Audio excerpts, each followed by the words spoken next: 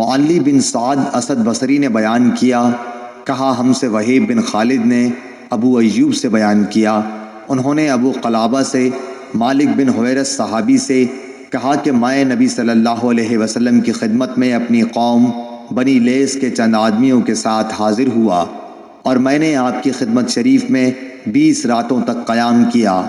آپ بڑے رحم دل اور ملنسار تھے۔ جب آپ نے ہمارے اپنے گھر پہنچنے کا شوق محسوس کر لیا تو فرمایا کہ اب تم جا سکتے ہو، وہاں جا کر اپنی قوم کو دین سکھاؤ اور سفر میں نماز پڑھتے رہنا۔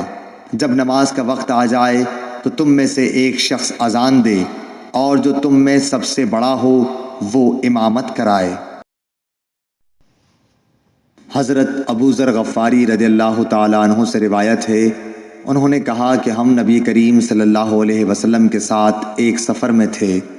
مؤذن نے اذان دینی چاہی تو آپ نے فرمایا ٹھنڈا ہونے دے۔ پھر مؤذن نے اذان دینی چاہی تو آپ نے فرمایا کہ ٹھنڈا ہونے دے۔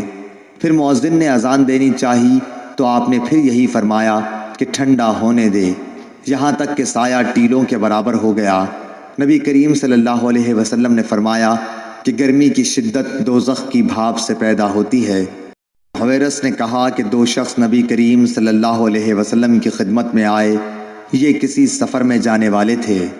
آپ نے ان سے فرمایا کہ دیکھو، جب تم سفر میں نکلو تو نماز کے وقت راستے میں اذان دینا، پھر اقامت کہنا، پھر جو شخص تم میں عمر میں بڑا ہو وہ نماز پڑھائے۔ حویرث نے کہا